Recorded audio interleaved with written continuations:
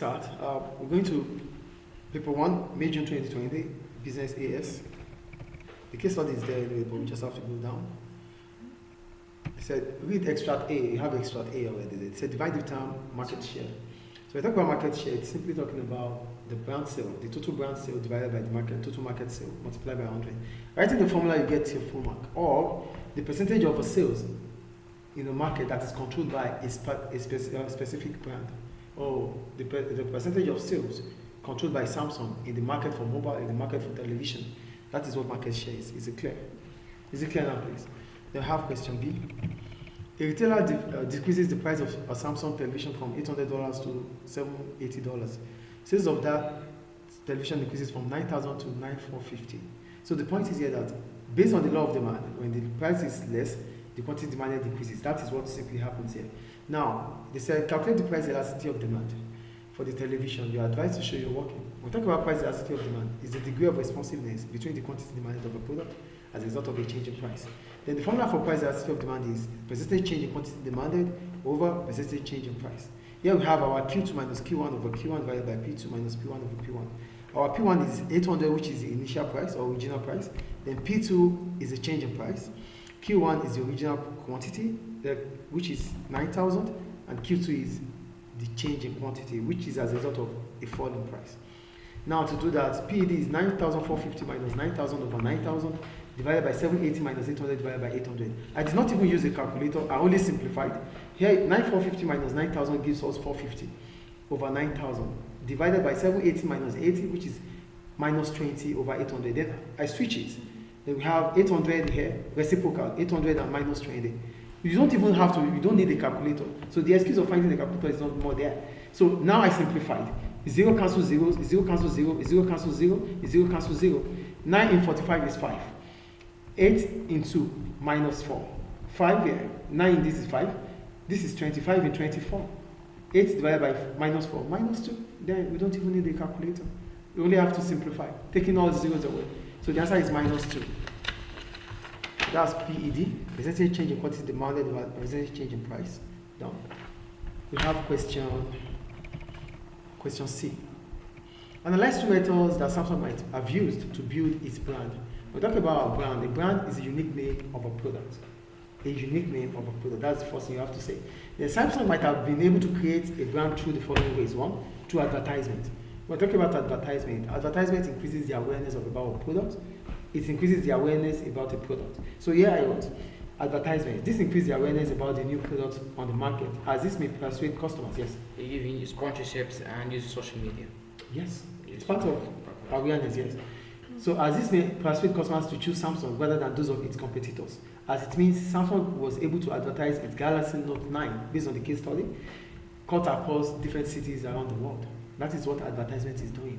Then, because that has happened, it increases, it puts Samsung brand in the mind of customers. As a result of that, they might be looking out for Samsung. That is for advertisement. Then the other one is unique selling point, USP. I want to talk about USP. Based on the case study I wrote, based on the case study, Samsung was the first to produce a watch that can recognize the owner through their veins. This can be considered as product innovation, and that may lead to brand recognition. So there's unique selling point. It was the first to create a product that would recognize the individual through the vein. So that is a unique selling point, different from those of its competitors. So as a result of that, we start looking out for that recognition. And when there's brand recognition, it brings about brand loyalty. Do you get the point here? Yeah. So Samsung is able to differentiate itself from its competitors by creating the first phone which will identify you through your veins. That is the unique selling point we're talking about. Can we use other the points? They did 3 points. Okay. Can we use even the other points? Yes, you can. Perfect. I think it's clear now. Yes. We go to question D. Discuss the benefits for a business such as Samsung of using secondary research when developing new products. When we talk about new products simply means a product that is about to be introduced to the market. Yes or no? So when we talk about secondary research is a desk research. These are research that has been gathered by a researcher, but you are using it to make your own decision. That is what secondary research is. So another name for secondary research is called desk research. Clear? So here I wrote, secondary research is a desk research which allows businesses to use information on data from past researchers for their research. That is why it is secondary or desk. The benefit of using secondary research are as follows. One, it saves time. How does it save time? It saves time because those data that have been gathered can be gathered through journals or through internet. So because it will be gathered through journals or websites, which means Samsung can quickly collect information about price and products of its competitors. So most of the time, businesses would want to know more about their competitors because they can use the weakness of their competitors to gain a competitive advantage over them. So Samsung can use websites or journals to see the price other competitors are charging, to see the kind of products they have in display. That allows Samsung to even make its own product or to even set its own price. That is the first point of the benefits there of secondary research. Do we get it? Do you get it or not? Yes. The second one, it reduces cost. As secondary research is less expensive when compared to primary research. Because for primary research it is expensive because it takes time. You need to use experts that are good in gathering information. So it takes time. And because it takes time, it takes a lot of money. But secondary research, because it saves time, it is less expensive, it reduces cost. So it reduces cost as secondary research is less expensive compared to the primary research. This will minimize the cost for Samsung, as this can also lead to keeping price lower. Remember, Samsung is in a competitive market, yes or no? So because you are in a competitive market, it is very important for a business to be cost effective, to remain competitive. Clear? Is it clear? The third one, secondary data such as the ones in Samsung's database. Now, Samsung would have information in the database. Those information are not information of now, they are information of the past. It's still secondary. Do you understand secondary here? Secondary research doesn't simply mean a research done by other researchers. It might have been your own research, but it was not now, it was in the past. It's still secondary. So that's why with secondary data such as the ones in Samsung's database can be easily accessible as those on televisions, maybe the adverts they've done in the past, they can quickly, retrieve them to use. So this means decision making can be quicker. Based on the fact that it is faster, it saves time. It allows you to make decisions as quick as possible.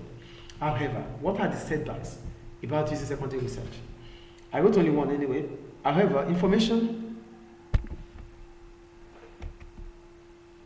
Okay, we'll go to question. We indeed discuss the benefit for business such as Samsung using secondary research when developing new products. We talked about it, right? No, we're going to the problems about using secondary research. I wrote information gathered through secondary research might be outdated, which means it might not be relevant. That's one problem about secondary research. Another problem about secondary research is that because secondary research, whatever information you gathered might have been used by your competitors.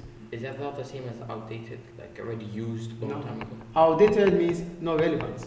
All information. Yeah, but because it's there for everybody to see. So whatever information you're getting there is information that everybody can always see. So there's no uniqueness in that information. Perfect. Is it clear? Yeah. So that takes us to question E. Are you there? Yeah. Assess the advantages for a business such as Samsung of using a price scheming strategy for its new product. When we talk about price scheming, it's simply a pricing strategy which allows a business such as Samsung to set a higher price when introducing its products. So the main objective of doing that is that Samsung might quickly charge a higher price. As a result of that, I need to see it anyway. Samsung might easily charge a higher price, which allows it to quickly make profit before competitors come into the market. Also, most of the time, businesses use price scheming to be able to recover the amount of money they've spent on research and development. I think the point is clear. So that is what price scheming is about. So what are the benefits of using price scheming? The first one I wrote, I said it is ideal when the business has fewer or no competitors on the market. You can set a higher price if you don't have competitors, because with competitors you have to reduce your price. So a higher price can be used in a market where there's no competitors. 1. 2. Price scheming for new products such as Relumino, which has been developed by Samsung, might be seen as a highly quality product, and that may attract more customers. When you charge a higher price on a new product, so it can the perception of customers about that could be like, oh, it's a premium quality, and because of that, yes, you can say it's a premium quality or have a high quality. Because of that, they might be attracted to buy the product. Especially when it comes to technology. Everybody knows technology is always in advanced stage. So whenever the latest technology comes out, people will see it as the best right now. It will supersede the previous one. So this might be seen, and as a result of that, customers might quickly rush it. That's another benefit. The third one, high prices may allow Samsung to increase its profit margin, and this may be used for research and development, which may allow Samsung to remain competitive. So, charging a higher price allows Samsung to be able to make more profit, and those profits can be, put back into the business for research and development. And when you are able to research and develop new products, it gives you a competitive advantage over your competitors. Is it clear? Now, what are the problems about setting a higher price? I wrote. However, setting a higher price, yes. So we even see the disadvantage of setting higher price. Yeah, because you said you assess it. What you measure, you assess. But one time, so setting higher prices to attract more customers. The question says assess. Assess. Assess the advantages. So do you think when you talk about the advantages, what about the consequences of using it? Because remember, we have to weigh it in your trade-off. You have to weigh it all. Yeah. The advantages and the disadvantages by gathering information. Yeah. So, however, setting a higher price may have the following setbacks or drawbacks. One, higher prices may attract new competitors. That's the first point. As this may lead to lower profit as the market may become flooded. So, because a higher price will bring about higher revenue and profit, competitors might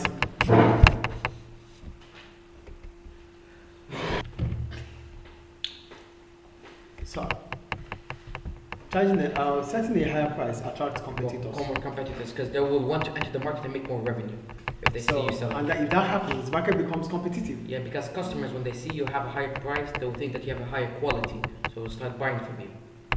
Now we're talking about competitors. Competitors are your rivals. Why would they want to join the market? Why? They want to join the market because the market is highly profitable. What else? Because everything is very expensive. The market is highly profitable, and because the market is highly profitable, it attracts more customers, more competitors. But the point is this: if based on the fact that Samsung has charged a higher price, more competitors come in, it means the output in that market would increase. Consumer choices would increase. As a result of that, Samsung might not be able to charge a higher price anymore. Clear. The market for television and phones can be considered highly competitive. If customers feel the price Samsung is charging is higher than its competitors, they may switch, and this may lead to lower revenue.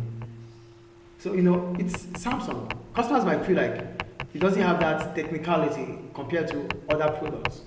Why does it charge a higher price? So, if questions are raised based on your price, then you should be ready to lose a lot of customers. Is it clear? So is it clear, please? Yeah. So that is section 1. What's